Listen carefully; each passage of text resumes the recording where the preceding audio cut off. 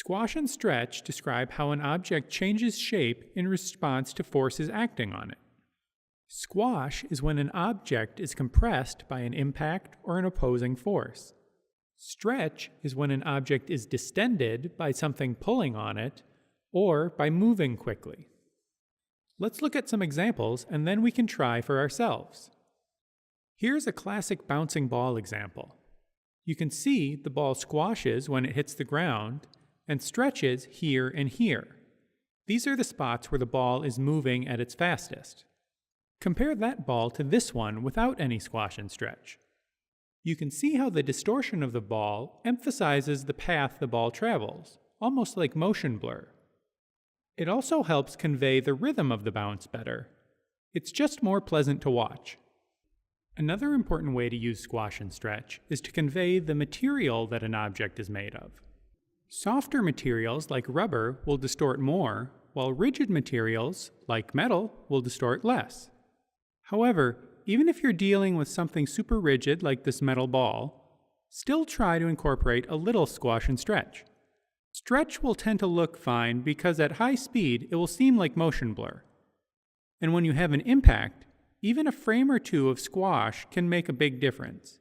Even if it's so subtle you wouldn't notice it at full speed, you can feel the impact more.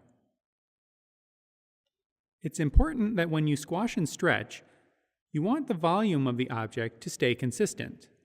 Otherwise, it will just look like the object is growing and shrinking, not deforming.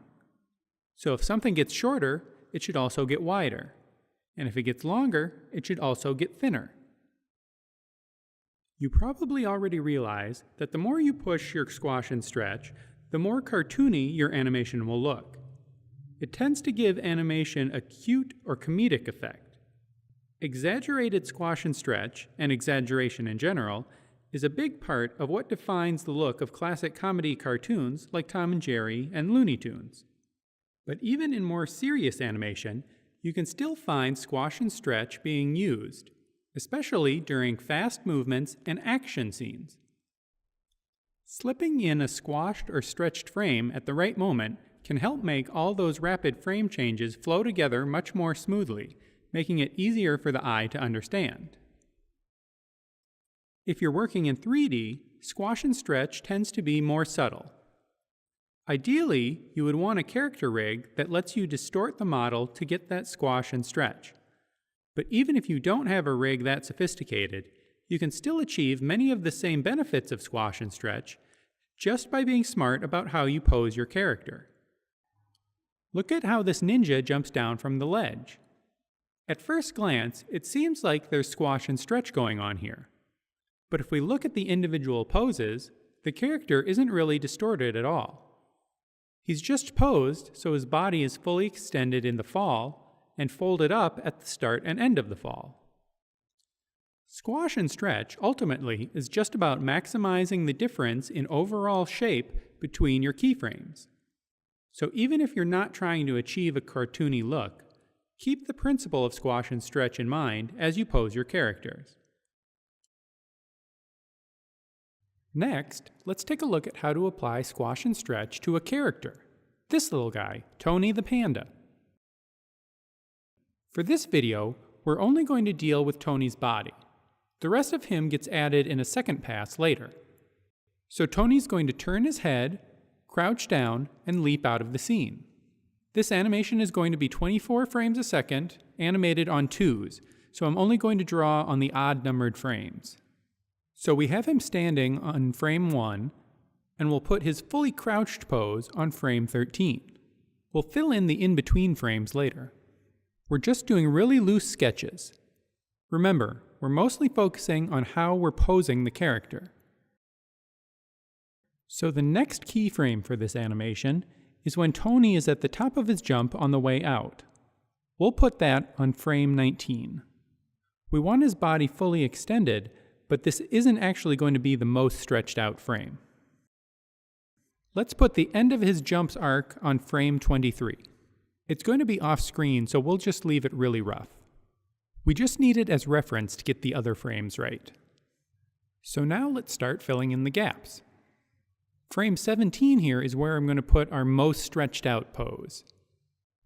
I want the jump to feel really zippy, so we're going to have him cover the whole side of this arc of the jump in just this one drawing. Now I'm going to flip through the drawings to see how the motion looks. So far so good, but we have a couple more drawings to fill in. Let's go to frame 15. You might think we would start stretching out the body here, but I'm actually going to squash him even more here. His power is coming mainly from his hind legs, so here his back is moving forward a little bit faster than his front, compressing just a little bit more before it all gets released on frame 17. We're maximizing the shape change between these two frames to make that jump extra explosive. So now let's flip again to check it out.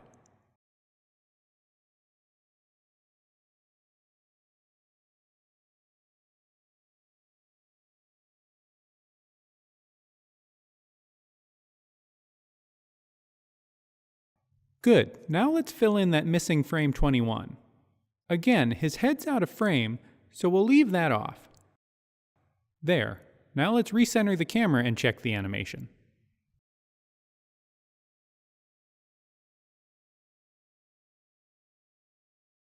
Okay, so that's the stretch. Now let's go back and do the squash at the beginning.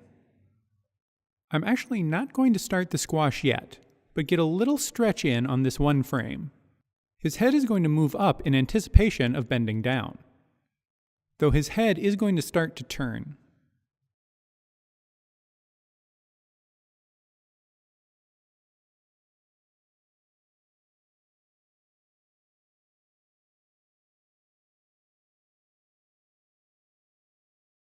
Now let's go to frame 7. I'm putting it way down here because I want that duck to be fairly quick.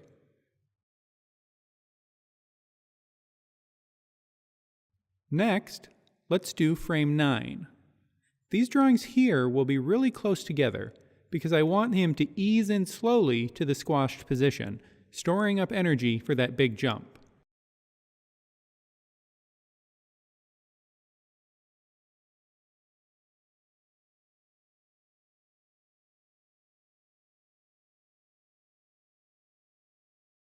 Now for frame 5, we're going to do something interesting. His head has to cover a lot of distance in this frame, so we're going to do some stretch, but just on his face.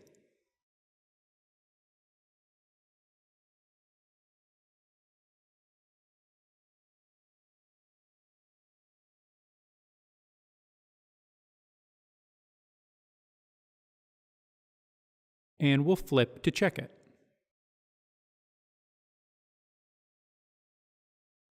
There.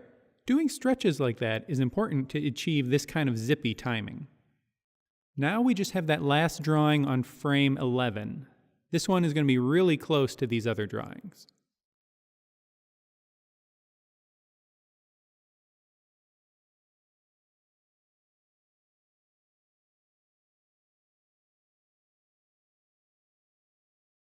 That looks like we've got it.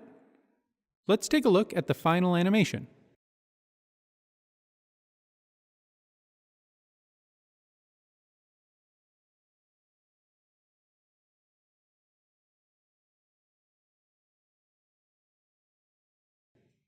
Hopefully now you're starting to understand the principle of squash and stretch.